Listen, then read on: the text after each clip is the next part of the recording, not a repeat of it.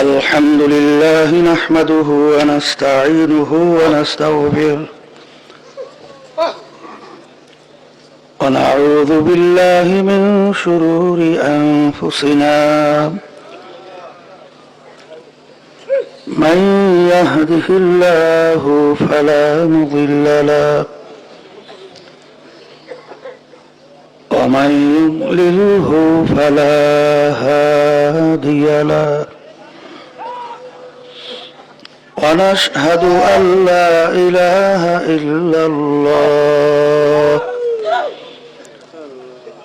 وحده لا شريك له ونشهد أن محمدا عبده ورسوله أما بعد فأعوذ بالله من الشيطان الرجيم بسم الله الرحمن الرحيم يا أيها الذين آمنوا اذكروا الله ذكرا كثيرا وسبحوه بكرة وأصيلا صدق الله العلي العظيم সবাই দুরূদ শরীফ পড়ি আল্লাহুম্মা সাল্লি আলা সাইয়্যিদিনা নাবিয়িনা শাফিঈনা ওয়া হাবিবিনা ওয়া মাওলানা মুহাম্মদ সাল্লাল্লাহু আলাইহি ওয়া আলা আলিহি ওয়া আসহাবিহি ওয়া বারাকা ওয়া সাল্লাম اللهم صل على سيدنا ونبينا وشفيعنا وحبيبنا ومولانا محمد صلى الله عليه وعلى آله وأصحابه وبارك وسلم اللهم صل على سيدنا ونبينا وشفيعنا وحبيبنا ومولانا محمد صلى الله عليه وعلى آله وأصحابه وبارك وسلم শুকরিয়া আদায় করতেছি মহান রব্বুল আলামিনের দরবারে। রব্বুল আলামিন অর্ধমরা ঘুম থেকে সুস্থ সহি সালামতে রেখে অগ্রহায়ণ মাসের মাহফিল দ্বিতীয় দিন প্রথম বৈঠক আমাদেরকে বসার দিনে আলোচনা করার শোনার তৌফিক দান করছেন, শুকরিয়া তান বলি আলহামদুলিল্লাহ। নিঃশ্বাসের বিশ্বাস নাই, সেকেন্ডের কোনো ভরসা নাই। আলী, তুমি মৃত্যুকে কত দূরে মনে করো? হে আল্লাহর রাসূল সাল্লাল্লাহু আলাইহি ওয়াসাল্লাম নামাজের জন্য ওযু করতে যখন যাই, খেয়াল করি আমার জীবনের শেষ ওযু এইটাই হতে পারে। আল্লাহ রাসূল সাল্লাল্লাহু আলাইহি ওয়াসাল্লাম বলেন, আলী ভুল করছো, মৃত্যু এত দূরে না। নামাজের ভিতরে ডানে সালাম ফিরেছো, বামে ফিরাইতে পারে কিনা। আজকেও ফজরের নামাজের পরে আমার দুই ভাইকে জানাজা নামাজ দিয়ে চির বিদায় দেওয়া হলো। এরকম একদিন আসবে, আল্লাহ কবুল করলে মাহফিল চলতে থাকবে, আমরা থাকবো না। আর সবসময় মনে রাখা লাগবে, একবার যদি দুনিয়া থেকে বিদায় হয়ে চলে যায়, দ্বিতীয়বার আসা যায় না। দুনিয়ার যে কোনো কাজে বারবার ঠকলেও চেষ্টা করলে জিতবার আশা করা যায়। একবার দুনিয়া থেকে বিদায় নিয়ে কবরে গেলে আর দ্বিতীয়বার ফেরত আসা যায় না। আল্লাহ রাসূল সাল্লাল্লাহু আলাইহি ওয়াসাল্লাম বলছেন, দৈনিক কমপক্ষে 20 বার মউতের জিকির করতে পারলে শহীদি দরজা পাওয়া যায়, বেহেশতে যাওয়া যায়।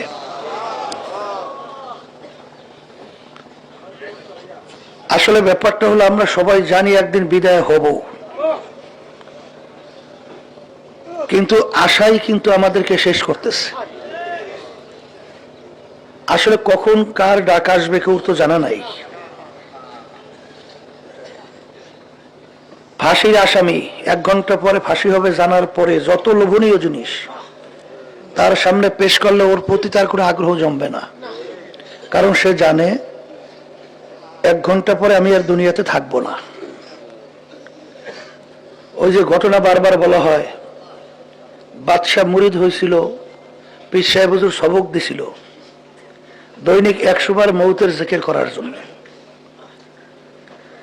বাদশাহ হুজুরের কথা রক্ষার জন্য স্বর্ণ দিয়া তাসবিহ গোটা তৈরি কইরা সকাল সন্ধ্যায় বসে 100 বার মৌত মৌত জিকির করে, কিন্তু কোনো পরিবর্তন নাই। বাদশাহ বলতেছিল, হযরত আমার তো কোনো পরিবর্তন আসছে না, সবক আদায় করেন না? করি তো। কিভাবে? হুজুর আপনি বলছেন আপনার সম্মানার্থে স্বর্ণ দিয়া তাসবিহ গোটা তৈরি করিয়া সকাল সন্ধ্যায় বসে 100 বার মৌতের জিকির করি। এইভাবে করলে হবে না, আমি হাতে হাতে শিক্ষা দিয়ে আসব। তা বাদশাহ যাইয়া দেখেন আর সিংহাসনে বাদশাহ বসা আছে, হুজুর গেলেন সেখানে, বলতেছেন বাদশাহ ওইটা কি? রাজ সিংহাসন, আমাকে একটু বসতে দেওয়া যায়? হুজুর বাদশাহ ছাড়া এখানে কেউ নিয়ম নেই বসার, যে বসবে সেই বাদশাহ, আমাকে বসতে দেওয়া যায় না? বলে হুজুর আপনাকে দেওয়া যাইতে পারে। এখন বসার পরে বলতেছে এখন আমি বাদশাহ? বলে হুজুর হ্যাঁ বাদশাহ, এখন যা বলবো তাই হয়? তাই হয়। হুজুর বসে বলতেছে জল্লাদকে বাদশাহকে ইঙ্গিত করে বান্ধো, কতল করতে হবে। কতলের হুকুম হয়ে গেছে, বান্দাও হয়ে গেছে। যখন বাঁধতেছে থরথর করে শরীরে কম্পনিটা বেহুশ হয়ে গেছে। হুজুর বলতেছেন কানে কানে বলো, কতলের হুকুম উঠাই না হয়েছে। যত বলে এখন হুশ আসে নাই, মানে থরথর করে কম্পন শুরু হয়ে গেছে, কাঁপতেছে এখনো। কি হইল? হুজুর জিজ্ঞাসা করেন আপনি এরকম বেহুশ হইলেন কেন? বলে হুজুর আমি তো আইন জানি, যখন আপনি বলছেন বান্ধ কতল করতে হবে তখন আমার ইয়াকিন হয়ে গেছে আমি দুনিয়াতে আর নাই। যখন আমি দুনিয়াতে নাই, এরপরে আমার কি হয়েছে আমি বলতে পারি না। আসলে আমরা জানি সবাই মরণ লাগবে,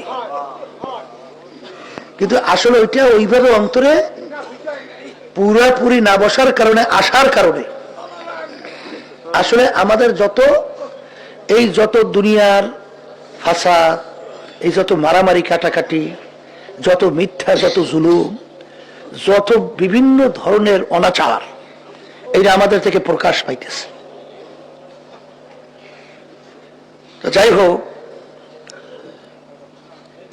আসলে দুনিয়া থেকে বিদায় নিয়ে আমাদের সকলে যাওয়া লাগবে, কিন্তু কি পুঁজি নিয়ে আমাদের যাইতে হবে। এই পুঁজি সম্বল কামাই করার জন্যই চরমনের মাহফিল আল্লাহর কুতুবেরা প্রতিষ্ঠিত করে গেছে। এই তরিকা আল্লাহর কুতুবেরা রেখে গেছেন। আমি আপনাদের সামনে যে আয়াত শরীফ তেলাওয়াত করেছি, আয়াতের ভিতরে আল্লাহ রাব্বুল আলামিন বলছেন হে আমার ঈমানদারেরা। এখানে ঈমানদারদের কথা আল্লাহ বলছেন। মানুষের ভিতরে অনেক রকম আছে, বিভিন্ন প্রকার, বিভিন্ন ধরনের আছে। এক শ্রেণী মানুষ বিশ্বাস করে সৃষ্টিকর্তা আছে, কিন্তু তারা দেবদেবীর পূজা করে, এদেরকে বলা হয় মুশরিক। এক শ্রেণী আছে খ্রিস্টান, এরা কিন্তু মনে করে আল্লাহর স্ত্রীর সন্তান আছে। নাউজুবিল্লাহ। ইহুদিরা মনে করে আল্লাহর সন্তান আছে। নাসারারা মনে করে ওজাইর সাল্লাতু ওয়াস সালাম আল্লাহর ছেলে। কিন্তু একমাত্র আমরা যারা মুসলমানের ভিতরে আল্লাহর নবীকে আমরা নবী মানি, আমরা বলি আল্লাহ এক, তার কোনো শরীক নাই। আল্লাহ রাব্বুল আলামিন নির্ভেজাল যারা ঈমানদার, তাদেরকে আল্লাহ রাব্বুল আলামিন বলছেন হে আমার ঈমানদারেরা, তোমরা যারা আমাকে বিশ্বাস করো, তোমরা আমার জিকির বেশি বেশি পরিমাণে করো, বিশেষ করে ভোরে বৈকালে এই দুইটা সময় আমার তাসবিহ এবং তাহলিল আদায় করো। সবাই বলে সুবহান। আল্লাহ রাব্বুল আলামিন তার বিশ্বাসী বান্দা বান্দীদেরকে তার জিকির বেশি করার জন্য বলছে, বিশেষ করে ভোরে বৈকালে, ঠিক না? এখানে আল্লাহ রাব্বুল আলামিন এই বিশ্বাসী বান্দা বান্দীদের ভিতরে কোনো পার্থক্য করছে? যে যারা আলেম হবা তারা আমার জিকির বেশি করো, যারা পীর হবা তারা আমার জিকির বেশি করো, যারা পীরের মুরিদ হবে তারাই আমার জিকির করবে। কিন্তু বর্তমানে দেখা যায় যারা সহি তরিকার সাথে জড়াইয়া আছে আলহামদুলিল্লাহ, তারাই দেখা যায় আলহামদুলিল্লাহ সকাল সন্ধ্যায় বসে একটু আল্লাহর জিকির করে। আর এক শ্রেণী তারা মনে করে এটা তো আমাদের কাজ না, এটা হলো পীরের মুরিদ যারা হয়েছে তারা আল্লাহর জিকির করবে, এটা পীরের সবক, ঠিক না? কিন্তু এখানে আল্লাহ কি কাউকে ভিন্নভাবে বলছে না? সবাইকে, যারা ইমানদার তারা সকলকে বলছে কি বলে নাই? এখানে কোনো ধনী কই পার্থক্য আছে? এখানে আলেম বা ছাত্র পার্থক্য আছে? এখানে অন্য কোনো পার্থক্য নাই। মেয়ে লোক পুরুষ যারা ঈমান আনছে আল্লাহর উপরে তাদেরকে আল্লাহ বলছেন আমার জিকির বেশি করো। সুবহানাল্লাহ। অন্য কোন ইবাদতের ব্যাপারে দেখবেন না বেশির কথা আছে, নামাজের কথা বেশি আছে, রোজার কথা আছে, কিন্তু একমাত্র আল্লাহ রাব্বুল আলামিন জিকিরের ব্যাপারে বলছেন বেশি বেশি করো। সুবহানাল্লাহ। এখন বেশি সংখ্যা তো আল্লাহ বলেন নাই, কিন্তু আল্লাহ রাসূল সাল্লাল্লাহু আলাইহি ওয়াসাল্লাম বলছেন আকসিরু যিকরাল্লাহি হাত্তা ইয়াকুলু মাজনুন। এই পরিমাণ তোমার আল্লাহর জিকির তোমরা বেশি করো যে দুনিয়াদাররা ফাসিকরা তোমাদেরকে দেখে যেন পাগল বলে। কি বলে? আলহামদুলিল্লাহ দেখবেন সর্বনাই আলহামদুলিল্লাহ কিছু মুজাহিদদেরকে দুনিয়াদাররা একটু পাগল বলে। যখন হাঁটতেছে তখন তার আল্লাহর জিকির করতেছে, হাঁটতেছে, কাজ করতেছে, আল্লাহর জিকির করতেছে, কাজ করতেছে। কথা ঠিক না? শোনেন, বেশির কোনো শেষ নাই, সীমা নাই, কিন্তু ফাসিক ফুজ্জাররা যারা পাগল বলে, কোন কাজ বেশি না করলে তাকে পাগল বলে। ছাত্র পড়তে পড়তে যখন নিয়মের বাহিরে পড়ে তখন কি বলে? ওরা পড়তে পড়তে পাগল হয়েছে। কথা বলেন না কেন? দেখবেন যে কোনো কাজ যখন বেশি করে তখন বলে ওই কাজটা করতে করতে ওটা ওইটার পাগল হয়েছে। পাগল শব্দটা ব্যবহার কোন সময়? নিয়ম ছাড়া যখন করে তখন তাকে কি বলে? পাগল। আসলে আমরা আল্লাহর জিকির অনেকে তো এখন ছাড়িয়ে দিতেছে। আবার অনেক সময় আমাদের কাছে অভিযোগ আসে, হুজুর যারা ইসলামী আন্দোলন করে এরা দেখি হুজুর আল্লাহর জিকির তেমন করেই না। ইসলামী আন্দোলন করলে কি আল্লাহর জিকির করা নিষেধ? অনেক মুজাহিদ যারা নাকি বিভিন্ন দায়িত্বশীল ছিল মুজাহিদদের মধ্যে, আলহামদুলিল্লাহ তারা ঠিক মতো তরিকার নিয়ম অনুযায়ী ঔষধ পালন করতো, কিন্তু সেই আন্দোলনের দায়িত্বশীল হয়েছে এখন হ্যাঁ জিকির থেকে ছাড়িয়ে দিচ্ছে। কি ব্যাপার? শোনেন, যেই কাজের সাথে, যেই জিহাদের সাথে, যেই রাজনীতির সাথে আত্মশুদ্ধি থাকবে না, ওই রাজনীতিটা কিন্তু আসলে উপকার এসে ক্ষতি বেশি হবে। আত্মশুদ্ধি কিন্তু সবার জন্য ফরজ। এখানে যারা চরমনায় যারা মুরিদ হবে, তরিকার সাথে জড়ায়া থাকবে, তারাই আত্মশুদ্ধির জন্য মেহনত করবে। আর যারা জড়াবে না, অন্য অন্য সংগঠনের কাজ করবে, তাদের লাগবে না। আল্লাহ রাব্বুল আলামিন ইয়া আইয়ুহাল্লাযীনা আমানু, যারা ঈমান আনছো, আমাকে বিশ্বাস করো, তারাই আমার জিকির বেশি করো। এখানে কিন্তু ভিন্নভাবে কাউকে বলা হয় নাই। এই জন্য বিশেষ করে লক্ষ্য রাখা লাগবে সাহাবায়ে কেরামদের ব্যাপারে আল্লাহ রাব্বুল আলামিন কি বলছেন। আল্লাহ রাব্বুল আলামিন বলেন আশিদ্দাউ আলাল কুফার রুহামাউ বাইনাহুম তারাহুম রুকআন সুজদান ইয়াবতাগুনা ফাদলাম মিনাল্লাহি ওয়া রিদওয়ানা সীমাহুম ফি উজুহিহিম মিন আসারিস সুজুদ। সাহাবায়ে কেরামদের ব্যাপারে আল্লাহ রাব্বুল আলামিন কি বলছেন, তাদের গুণ। তারা ময়দানের ভিতরে বীর, সেজদার ভিতরে সবচেয়ে বড় আবেগ। কথা বলে না? তাদের চেহারার ভিতরে সেজদার নূর চমকাইতেছে। আর আপনি আন্দোলন করবেন বা অন্যান্য কিছু করবেন, আপনার বুঝি আত্মশুদ্ধি লাগবে না? আত্মশুদ্ধি ফরজ না? তা আত্মশুদ্ধির জন্যই এই যে তরিকার যে 5 ঔষধ, বিশেষ করে সকাল সন্ধ্যা আল্লাহর জিকির করা, কলবের থেকে গুনার ময়লা দূর করা লাগবে না? আল্লাহ রাসূল সাল্লাল্লাহু আলাইহি ওয়াসাল্লাম কি বলছেন? লিকুল্লি শাইইন সিকালা ওয়া সিকালাতুল কুলুবি যিকরুল্লাহ। প্রত্যেকটা জিনিস ময়লা হয়ে গেলে পরিষ্কার করার যন্ত্র হাতিয়ার আছে না নাই? জামার ভিতরে ময়লা পড়লে সাবান মারলে পরিষ্কার হয়, রডের ভিতরে জং পড়লে রেত মারলে পরিষ্কার হয়। আল্লাহ রাসূল সাল্লাল্লাহু আলাইহি ওয়াসাল্লাম বলেন যে যখন আমার উম্মতের একটা গুনাহ করে তখন ওই গুনার মাধ্যমে তার কলবের ভিতরে একটা কালো দাগ পড়ে, আবার যখন গুনাহ করে আরেকটা কালো দাগ পড়ে। এরকম গুনাহ করে কালো দাগ পড়তে পড়তে পড়তে পড়তে এক পর্যায়ে ওই কলবটা একটা বেরান্না কলবে পরিণত হয়ে যায়। বেরান্না কলবের কামটা হয় কি? শোনেন, আপনার জ্বর হয়ে যদি জিহ্বা নষ্ট হয়, ওই জিহ্বার ভিতরে ভালো খাদ্য ভালো লাগে? কিন্তু এটা খাদ্যের দোষ না, এটা আপনার জিহ্বার দোষ। তা ঠিক গুনাহ করতে করতে যখন কলমের ভিতরে জং পড়তে পড়তে কলব বেরান্না হয়, তখন বেরান্না কলবে আল্লাহর জিকির ভালো লাগে না, তার কাছে আল্লাহর ইবাদত আল্লাহর হুকুম মানতে ভালো লাগে না, আল্লাহ রাসূল সাল্লাল্লাহু আলাইহি ওয়াসাল্লামের তরিকা অনুযায়ী চলতে ভালো লাগে না। কথা ঠিক না? এই জন্য কলব পরিষ্কার করা লাগবে কি লাগবে না? আর কলব পরিষ্কার ছাড়া বেহেশতে ঢোকা যায়? হ্যাঁ, আল্লাহ রাব্বুল আলামিন কি বলছেন? ইল্লা মান আতাল্লাহা বিকলবিন সালিম। পরিষ্কার পরিচ্ছন্ন সুস্থ কলব ছাড়া আমার পবিত্র জায়গা বেহেশতের মধ্যে হবে না। তাহলে আল্লাহ রাব্বুল আলামিন কলব পরিষ্কার ছাড়া বেহেশতে জায়গা দেবে না। আপনার কলব পরিষ্কার হলো কিনা এ ব্যাপারে আপনার চেষ্টা কি করছেন? এখানে নামাজের ব্যাপারে আল্লাহ বলেন নাই বেশি বেশি নামাজ আদায় করো, বেশি বেশি রোজা রাখো, বেশি বেশি অন্য ইবাদত করো, কিন্তু জিকিরের ব্যাপারে কিন্তু আল্লাহ বলছেন আকসিরু যিকরাল্লাহ, না কি উযকুরু ইয়া আইয়ুহাল্লাযীনা আমানু যিকরুল্লাহ যিকরান কাসীরা। মিশকাত শরীফ হাদিসের ভিতরে আসছে আল্লাহ রাসূল সাল্লাল্লাহু আলাইহি ওয়াসাল্লাম বলেন লা তুকসিরুল কালামা বিগাইরি যিকরিল্লাহ। তোমরা বেশি কথা বইলো না, হ্যাঁ তোমার জিহ্বা বেশি বেশি ব্যবহার করো, বেশি কথা বলো বা বেশি তোমরা কি করো নাড়াও, কির মাধ্যমে? আল্লাহর জিকিরের মাধ্যমে। কির মাধ্যমে? আল্লাহর জিকির ছাড়া তোমরা বেশি কথা বলবা না।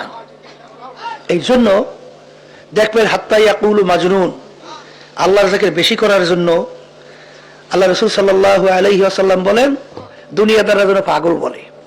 আসল মূল ব্যাপার হলো জিকির এমন এক মহামূল্যবান ঔষধ, যে ঔষধের মাধ্যমে শয়তান কলব থেকে দূর হয়ে যায়। আল্লাহ রাসূল সাল্লাল্লাহু আলাইহি ওয়াসাল্লাম বলছেন না, কি বলছেন? আর শয়তানু যাসিবুন আলা কলবি ইবনে আদম ফাইযা যাকারাল্লাহ খানাসা ওয়া ইযা গাফালা ওয়াসওয়াসা। এখানে আল্লাহ রাসূল সাল্লাল্লাহু আলাইহি ওয়াসাল্লাম বলছেন প্রত্যেকটা বনি আদমের কলবের মধ্যে, এখানে কেউ বাদ না, সবাই কথা বলেন, শয়তান কলবের ভিতরে মজবুত হইয়া বসে। এখানে কিন্তু বসা দুই প্রকার, একটা হালকা আর একটা কি মজবুত। আল্লাহ রাসূল সাল্লাল্লাহু আলাইহি ওয়াসাল্লাম মজবুত হইয়া বসে। এখন এই মজবুত হইয়া শয়তান বসে কি কাজটা করে? কি ওয়াসওয়াসা দিয়া বান্দাবান্দিকে গুনার ভিতরে লিপ্ত করায়। এখন ওই শয়তান কলব থেকে পিটাপিটি করলে যায়? তরবারি নিয়ে কোফাকুলি করলে যায়? গুলি করলে যায়? আল্লাহ রাসূল সাল্লাল্লাহু আলাইহি ওয়াসাল্লাম বলছেন যেই আল্লাহর বান্দাবান্দি আমার উম্মতের আল্লাহর জিকির করবে, ওই জাকিরিনের কলবের ভিতরে শয়তান থাকতে পারে না। তাই শয়তান কলব থেকে সরাবার হাতিয়ার যন্ত্র অস্ত্র কি? বলেন আল্লাহর জিকির। কার জিকির? জিকির মানে স্মরণ করা। জিকির মানে শোনেন, আল্লাহ তো দাবি করছেন না আল্লাযীনা আমানু আশাদ্দু হুব্বান লিল্লাহ, যারা মুমিন সব জিনিসের চেয়ে আমাকে বেশি মহব্বত করে। আর মুমিন মহব্বত করার অর্থ কি? মান আহাব্বা শাইআন আকসারা যিকরাহু, যে যে জিনিসকে বেশি মহব্বত করে তার স্মরণও সে বেশি করে। তো এখন আপনি যদি মুমিন দাবি করতে চান তাহলে স্বাভাবিক আল্লাহর জিকির আপনার থেকে বেশি হবে। আর যদি আল্লাহর জিকির আপনার বেশি না হয় তাইলে কিন্তু আপনি মুমিনের খাতায় নাম লেখাইতে পারেন নাই। এখন অনেকে কিন্তু বিভিন্ন ব্যাখ্যা দেয়, কলে নামাজও তো আল্লাহর জিকির, হ্যাঁ আলহামদুলিল্লাহ কথা সব ঠিক আছে, নামাজ তো কার জন্য? লিযিকরি। নামাজ পড়ে কার স্মরণের জন্য? আল্লাহ। কোরআন কারীম তেলাওয়াত কার স্মরণ? আল্লাহ। রোজা রাখে কার স্মরণ? হজ আদায় করে কার স্মরণ? কিন্তু লা ইয়াজালু লিসানুকা রাতবাম মিন যিকরিল্লাহ, একটা মুহূর্ত তোমার জিহ্বা আল্লাহর জিকির ছাড়া খালি রেখো না। এইটা কোন জিকির? বলা যায় জবানি জিকির। কোন জিকির? আল্লাহ রাব্বুল আলামিন কোরআন কারীমে কি বলছেন? আইযা কুদিয়াতিস সালাহ ফান্তাশিরু ফিল আরদ ওয়াবতাগু মিন ফাদলিল্লাহ ওয়াযকুরুল্লাহা কাসীরা। এখানে নামাজের কথা আল্লাহ রাব্বুল আলামিন বলার পরে কি বলতেছেন? জমিনের মধ্যে নামো, জমিনের ভিতরে নামো হালাল রিজিক কামাই করার উদ্দেশ্যে, কিন্তু ওই কামাইয়ের মধ্যেও আমার জিকির বেশি বেশি পরিমাণে করো। সবাই বলেন সুবহানাল্লাহ। এই আপনি কাজ করতেছেন, ওই সময় কি আপনি ক্ষেতের ভিতরে নামাজ পড়তে পারবেন? কথা বললেন। ওই সময় কোন কোন জিকির? কোন জিকির বলে? জবানি জিকির। কথা ঠিক আছে? আল্লাহ রাব্বুল আলামিন কোরআনে অন্য আয়াতে বলেন, হ্যাঁ, উযকুরুল্লাহা কাযিকরিকুম আবাআকুম আও আশাদ্দা যিকরা। এখানে হজের কথা আল্লাহ বলার পরে কি কথা বলছে? হজের কথা, যে তোমরা নাকি হজের কার্যক্রম আদায় করার পরে ওই সময় এক শ্রেণী মানুষ আছে, দেখবেন আমাদের এলাকায় আছে, আমাদের সমাজেও আছে, বৈশা বৈশা খালি চাটামি মারে। আমরা বলি চাটামি। চাটামি বোঝেন নাই? আমি অমুক, আমার বাবা অমুক, আমার দাদা অমুক, আমি অমুক বংশের, আমি এত গাড়ি বাড়ির মালিক, আছে না বসে বসে চাটামি? এই চাটামি মারে। আল্লাহ রাব্বুল আলামিন বলতেছেন যে তোমরা হজের কাজ শেষ হওয়ার পরে বলতেছেন বৈশা তোমাদের বাপ দাদা এবং তোমাদের বংশবলীর আলোচনা যত বেশি করো, জিকির যত বেশি করো, এর চেয়েও বেশি আমার জিকির করো। কে বলছেন? শোনেন, আল্লাহর জিকির ছাড়া মৌতের সময় কালিমা নসিব হওয়া আর আল্লাহর নাম জবান থেকে বের হওয়া কোনদিন সম্ভব না। কারণ শোনেন, কুল্লু ইনাইয়াতারাশাহু বিমা ফিহি, যে ভান্ডের ভিতরে যা থাকবে কাট করলে তাই তো পড়বে। এটা বাস্তবতা আছে না নাই? এই বোতলের ভিতরে পানি রাখছেন, কাট করলে পানি, দুধ রাখছেন দুধ, তৈল রাখছেন তৈল, প্রস্রাব রাখছেন পরে কি? যেই আল্লাহর বান্দাবান্দির কলবের মধ্যে আল্লাহর জিকির বসাতে পারবে, ঘুমাই আছে ওই আল্লাহর বান্দাবান্দি আল্লাহ আল্লাহ। কথা ঠিক না ভাই? ঠিক। বাস্তবতা আছে না? এই বাদামওয়ালা সারাদিন বাদাম বিক্রি করে, বাদাম বিক্রি করার পর রাত্রে ঘুমাইয়া থাকলে বাদাম বাদাম করে চিল্লেই ওঠে না? চানাচুর সারাদিন বিক্রি করে, চানাচুরকে চিল্লেই ওঠে না? ওঠে না? দেখবেন যেই কাজটা বাহিরে করিয়া আসে ঘুমাইলে ওইটা করে চিল্লেই ওঠে। তারপর কি হয়েছে, ব্যাপার কি? বলে ওই সারাদিন এই কাজ করিয়া আসছে, এই জন্য ওই কথাই চিল্লাইতে আসে। তা আপনি যদি আল্লাহর জিকির বেশি বেশি করেন, ঘুমের ভিতরেও আল্লাহ আল্লাহ করে চিল্লেই ওঠে না? ওঠে না? শোনেন, সুলতানুল আসগর কাকে বলে? হ্যাঁ, শুধু পশম লড়ার নামে কিন্তু সুলতানুল আসগর না। সুলতানুল আসগর বলা হয়, এটা তরিকাতের লাইনে সর্ব অবস্থায় আপনার আল্লাহর স্মরণ আপনার ভিতরে জৈনে যাওয়া, এটাকে বলে কি? সুলতানুল আসগর। এই সুলতানুল আসগর অর্থাৎ আপনি ঘুমাই আছেন, লা ইয়াজালু লিসানুকা রাতবাম মিন যিকরিল্লাহ, 24 ঘন্টা জিহ্বা এক মুহূর্ত খালি রেখো না। ঘুমের মধ্যে আপনি স্মরণ করবেন কি? আপনি ঘুমের মধ্যে জিহ্বা আল্লাহর জিকিরে চলে, কলব 24 ঘন্টা আল্লাহর জিকিরে চলতে থাকে। কথা বুঝেন নাই? কলবের ভিতরে যখন আল্লাহর জিকির জারি হয় তখন দেখবেন বাহির থেকে পাশে দাঁড়াইলো, ভিতর থেকে আল্লাহর জিকিরের শব্দ আসে। এরকম বহুত আল্লাহর ওলিদের ঘটনা আছে না নাই? হাটহাজারের মুফতি আজম না, মুফতি নাম নাই না, রহমাতুল্লাহি আলাইহি, তিনি ইন্তেকালের আগে আগে ডাক্তার যখন টেলিস্কোপ দিয়ে পরীক্ষা করতেছে, দেখে কলমের ভিতরে এখানে যখন মেশিন লাগায় খালি দেখে যে শব্দ আসতেছে আল্লাহ আল্লাহ আল্লাহ আল্লাহ আল্লাহ আল্লাহ। শোনেন, আব্বাজান রহমাতুল্লাহি আলাইহির কথা শুনছিলাম, আম্মাজান বলছিলেন যে তোর আব্বা অনেক সময় নাক টাইনে ঘুমাইতে আসে, শব্দ হয়, মানুষ ঘুমানি শব্দ হয় না? এখন এই পাশে যাইয়ে দেখি নাকটাই ঘুমাইতে আস, কিন্তু ওদিকে তাকাই দেখি জিব্বাটা আল্লাহর জিকিরে উঠতেছে এবং নামতেছে, উঠতেছে এবং নামতেছে। আল্লাহ কুতুবের পাশে থেকে নামাজ পড়ছেন, মনে আছে যে কিভাবে ভিতর থেকে ঘুম ঘুম ঘুম ঘুম শব্দ বেরিয়ে উঠত। সুলতানুল আসগর একটা ইঞ্জিন 4-5 জন ঘুরে স্টার্ট উঠানো যায় না, কিন্তু একবার যদি স্টার্ট উঠে যায় কত চলে, ও বড় বড় জাহাজ নিয়ে দৌড়ায়। অনেকে তো মনে করে যে আল্লাহর জিকির বড় কষ্ট, প্রথম পর্যায়ে কষ্ট লাগতে পারে, কিন্তু একবার যদি কষ্ট মষ্ট কইরা আল্লাহর রহমতে স্টার্ট উঠাই দেওয়া, দেখবেন যে আল্লাহর রহমতে একেবারে সবগুলোই খালি দৌড়ায়। ওই যে শুনে নাই যে একবার আল্লাহ বলে কোটি কোটি আল্লাহ হয়। এর অর্থ কি? এর অর্থ হলো যখন আল্লাহর বান্দা বান্দি আল্লাহ বলে, যেদিকে তাকায় দেখে কোটি কোটি আল্লাহ, গাছের দিকে তাকায় দেখে আল্লাহ, মেশিন আওয়াজ শুনে আল্লাহ, গাছের পাতায় শব্দ আল্লাহ, গাছের ভিতরে দেখে আল্লাহ। উজারি কারি ইব্রাহিম সাহেব রহমাতুল্লাহি আলাইহি তিনি যখন লোক নিয়ে গেলেন বীজ রোপণ করবেন জমিনের মধ্যে, যখন বীজ রোপণ করার জন্য জমিন প্রস্তুত, হঠাৎ বলতেছেন চলো আজকে আর জমিনে বীজ রোপণ করা যাবে না, কারণ জমিনের মধ্যে ঝালঝালা তৈরি হয়ে গেছে, জমিনের ভিতরে আল্লাহর জিকির জারি হয়ে গেছে। বীজ জমিনের ভিতরে লাগায় আর জমিন থেকে বীজ উঠেই ভালাই দেয়। কথা বুঝলেন না? বুঝতে এই জন্য আল্লাহর জিকির না করলে এই যত কলবের রোগগুলা, তাকাব্বুরি, হিংসা, রিয়া, হুব্বে যা, হুব্বে মাল, এই রাগ, গীবত শিকায়েত, এই বিভিন্ন ধরনের যে হিংসা, এগুলা অন্তর থেকে দূর হওয়ার জন্য আল্লাহর জিকিরের নূরের আগুন যদি সিনার ভিতরে না ধরাই দেওয়া যায়, এই রোগ দূর হয় না মেয়া, দূর হয় না। নিজেকে নিজে ছোট মনে করা যায় না, তাকাব্বুরি আসতেই চায়, এ থেকে বাঁচা বড় কঠিন। হিংসা আসতেই চায়, এ থেকে বাঁচা বড় কঠিন। কিন্তু আল্লাহর জিকিরের নূর যদি একবার আপনার সিনার ভিতরে আল্লাহর রহমতে একবার ধইরা যায়, তাইলে দেখবে সব পুরাই সরকার। সঙ্গে দেলা সাকালেলা পাকে কোন সিনেতে বাদে মুহাব্বত সাকে কোন।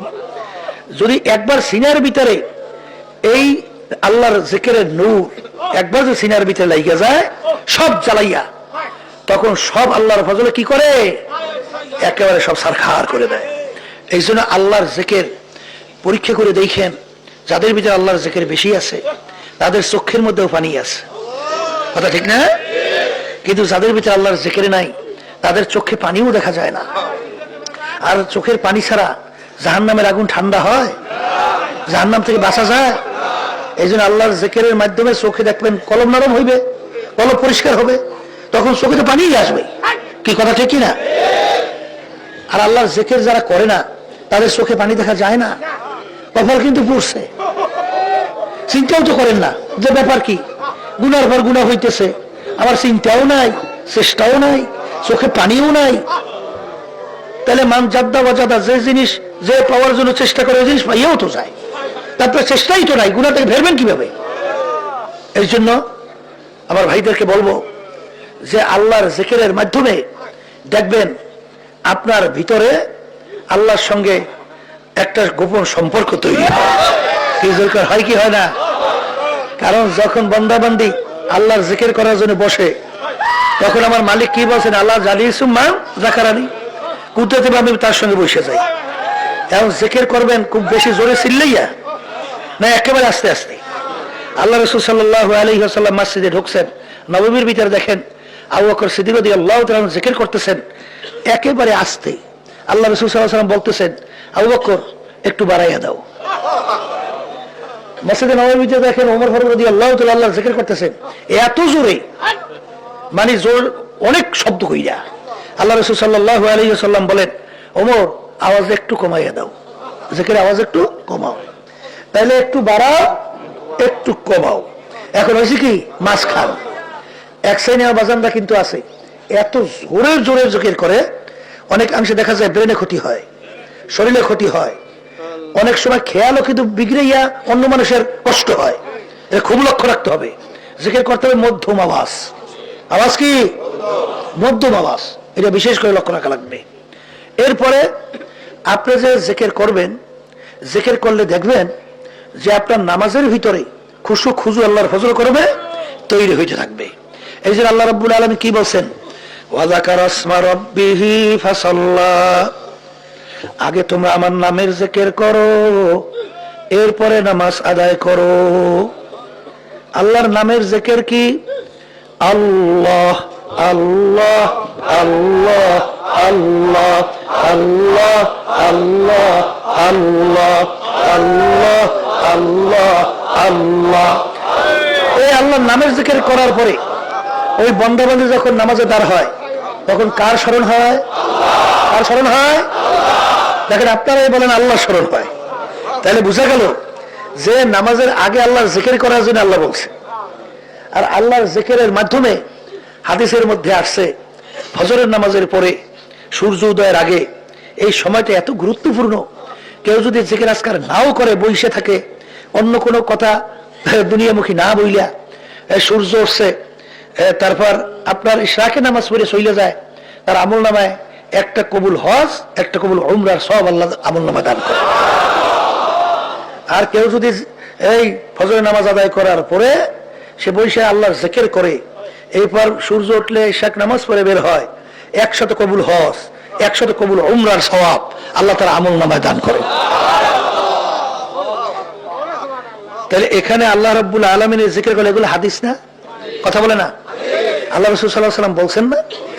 তাহলে আল্লাহর জিকির করা লাগবে কি লাগবে না? এখন এক সাইডে কিন্তু বর্তমানে জিকিরের জন্য যে এত কি বিপদ বাজছে, আর এইটার জন্য যে এত কে ঝামেলা বাজছে, ওদিকে গান বাজনা, বেহায়াপনা, অশ্লীলতা, এই ব্যাপারে তার একটা চিন্তাও নাই, ভোরাও দেখা নাই, চেষ্টাও নেই কিভাবে ফিরাইবে।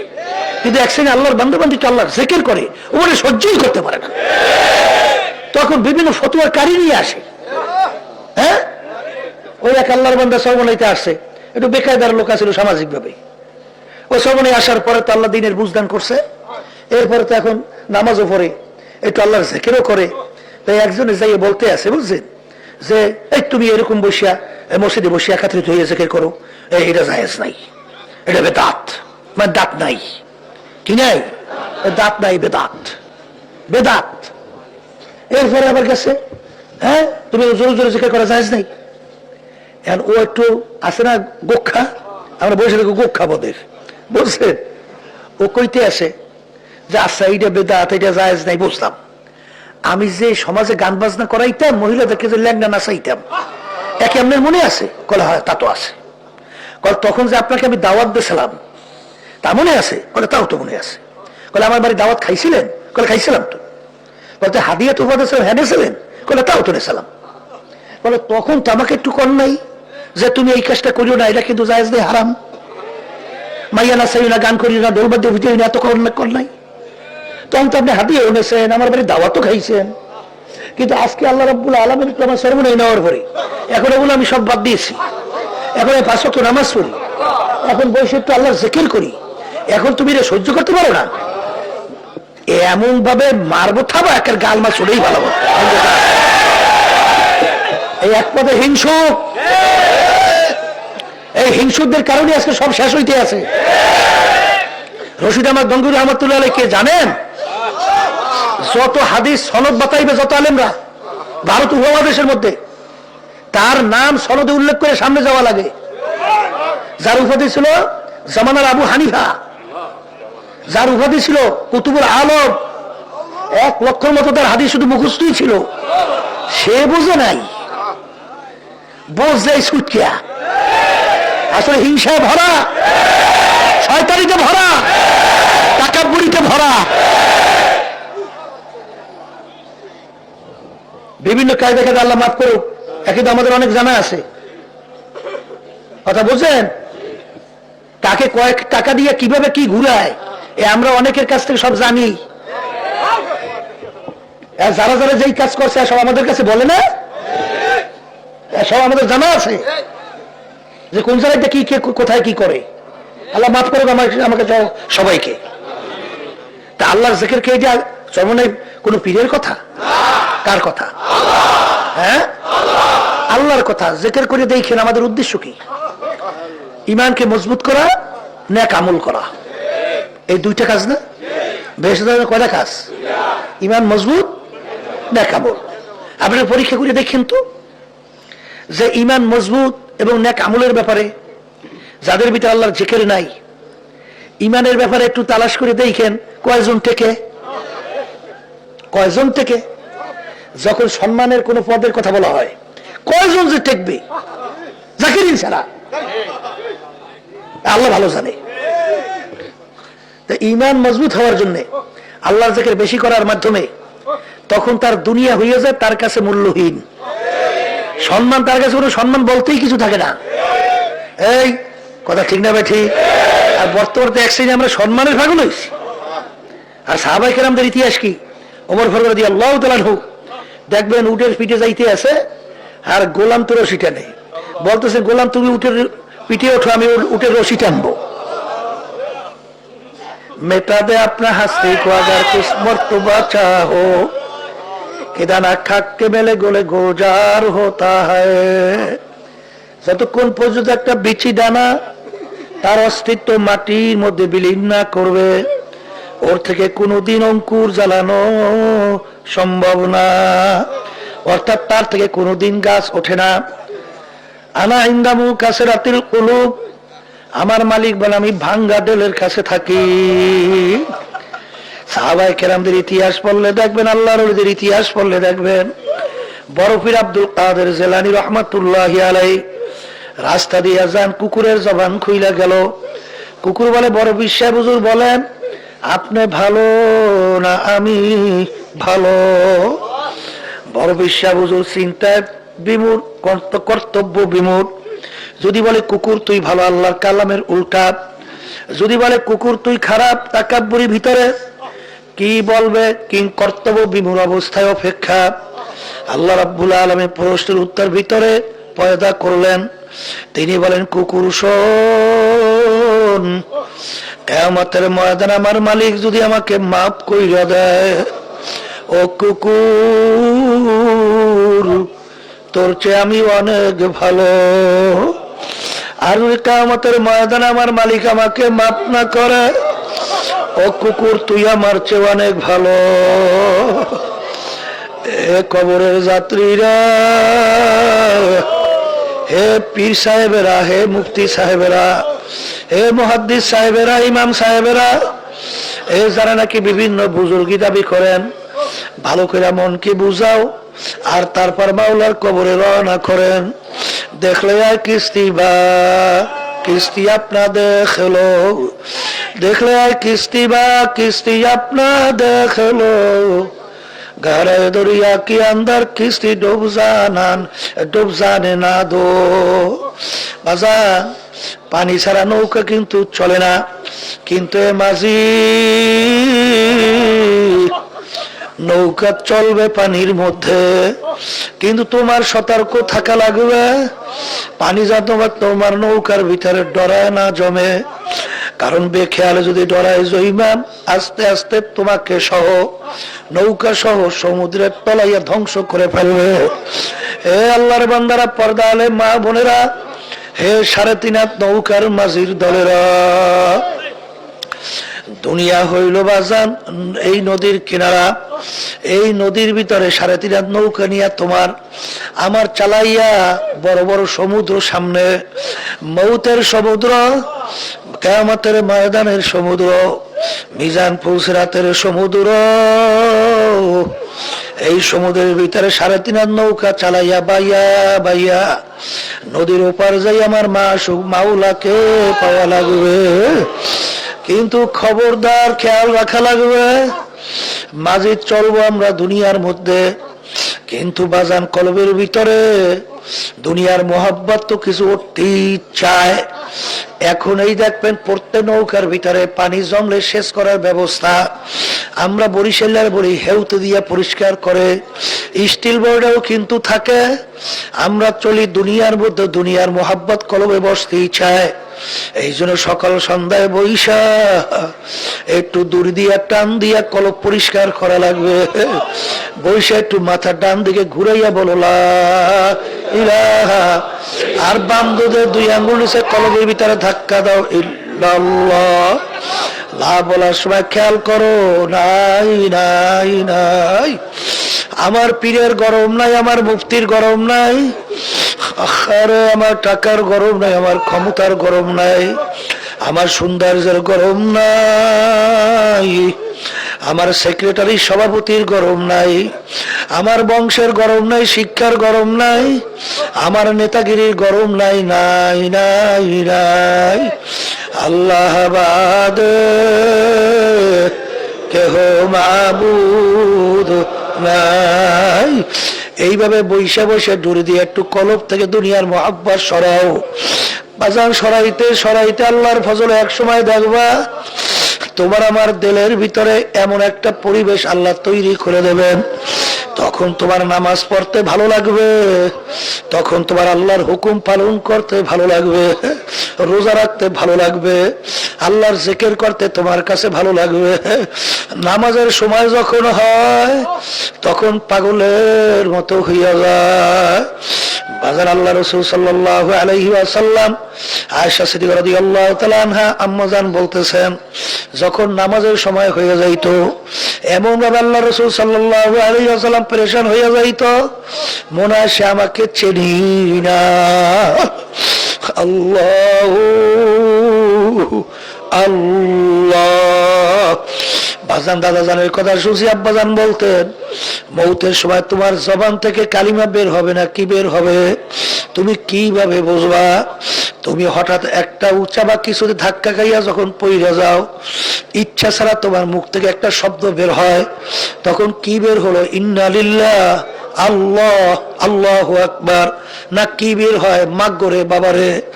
যদি তোমার মাগরে বাবারে বের হয় তখন তুমি বুঝো যে মৌতের ওই কঠিন আজরাইলের ধাক্কায় বুঝি ইমান নসিব হইতে চায় না, আর প্রথম ছোট মনে বেহেশতে যাইতে পারবা না।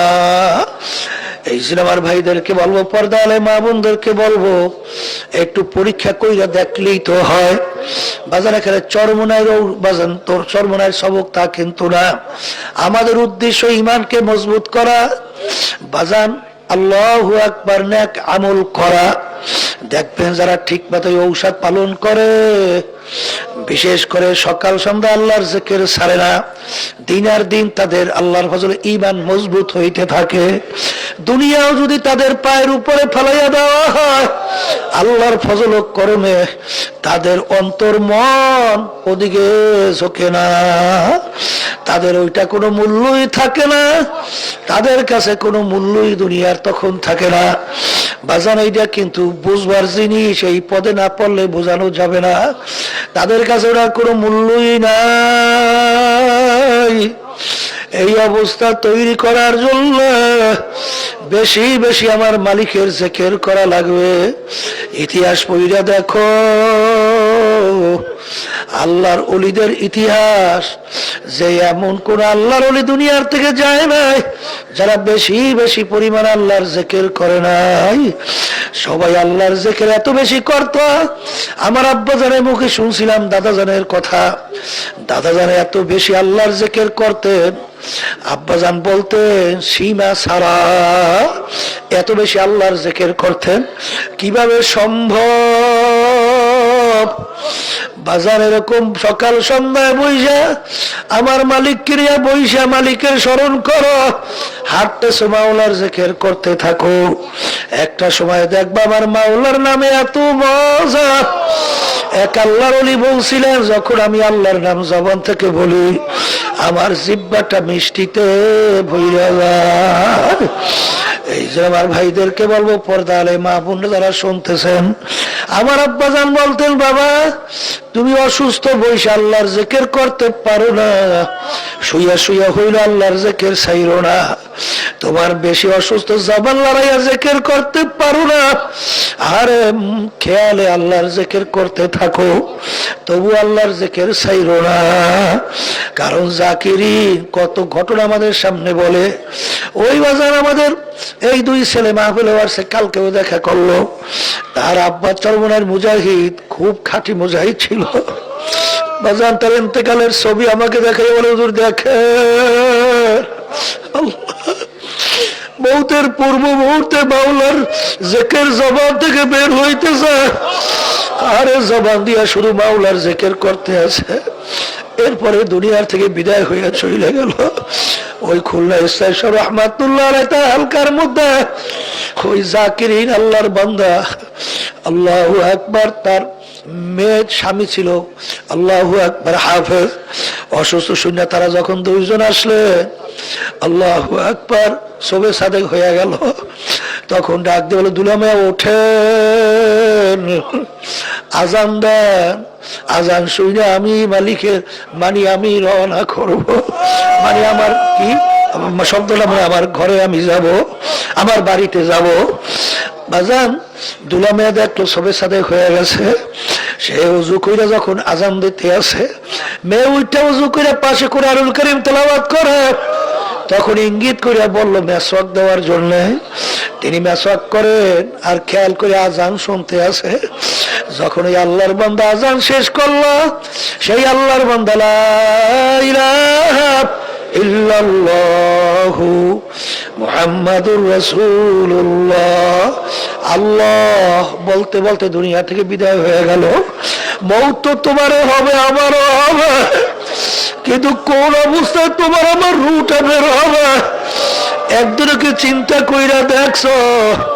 বাজান মৌতের সময় কেউ ইচ্ছা কইরা কালিমা পড়বা, আবার মাওলার জিকির করবা, কোনদিন সম্ভব না। আল্লাহ নবী বলেন, মান যার শেষ হবে কালিমা আদা খালাল জান্নাহ। বাজান জিকির অনেকে পুরান মুজাহিদেও সাইরা দেন। খবরদার খবরদার খবরদার, মন ভালো লাগুক বা মন চাউক বা না চাউক, তারপরেও দুইটা টাইম জোর করিয়া হইলেও আমার মাওলার জিকির ছাড়া যাবে না। কারণ বাজার যদি আমার মাওলার জিকির বেশি বেশি করতে পারো, দেখবা আল্লাহর ফজলে গুনার থেকে ফেরা সহজ হয়, আল্লাহর ফজলে ঈমান মজবুত হয়, চোখের ভিতরে পানি আসতে থাকে, আল্লাহর খেয়াল দিলের ভিতরে জন্মে যায়। তখন ওই বান্দা বান্দি অন্ধকারে গোপনও তার সামনে যখন গুনার কাজ আসে, তখন তার দুনিয়ার কেউ দেখে না, তখন তার খেয়াল আসে আমার মালিক তো আমাকে দেখে, আমার মালিক তো আমার দিকে চাইয়া আছে। বাজান আল্লাহু আকবার।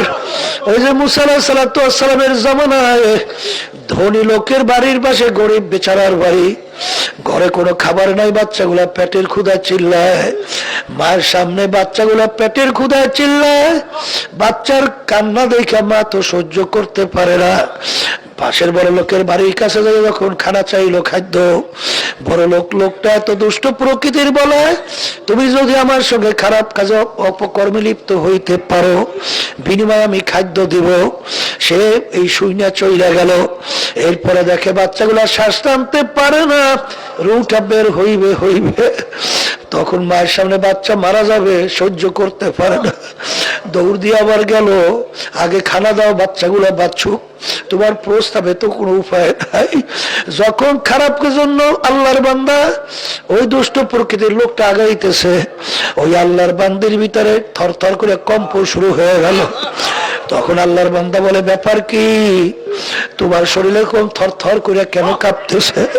বলে আল্লাহর ভয়, আল্লাহর ভয় আমার শরীর কম্প শুরু হয়ে গেল। তখন আল্লাহর বান্দার ভিতরে আল্লাহর ভয় পয়দা কইরা দিল। তখন ওই বান্দা বলে, আমার মালিক, আমার চেয়ে জালেম তো দুনিয়ার কেউ থাকতে পারে না। তুমি আমাকে এত সম্পদ দান করছো, এত সম্মান দান করছো, তারপরেও তোমার স্মরণ আমি করি না, তোমাকে আমি ভুলে গেলাম। কিন্তু এই বেচারের কিছু নাই, সন্তানগুলো পেটের ক্ষুধায় মরণাপন্ন, এই মুহূর্তে তোমার ভয় শরীরের ভিতরে কম্পন শুরু হয়ে গেল। তখন আল্লাহর ভয় তাওবা করিয়া বান্দা খারাপ কাজ থেকে ফিরে আসলো। এইটা আমার মালিক তার তওবা এমন ভাবে কবুল করলেন। আল্লাহ জামানায় নবী মুসা আলাইহিস সালাতু ওয়াস সালামকে মালিক বলেন, হে মুসা যাও ওই বান্দাকে সুসংবাদ জানাও, ওর জীবনের সব গুনাহ আমি মাফ কইরা দিলাম।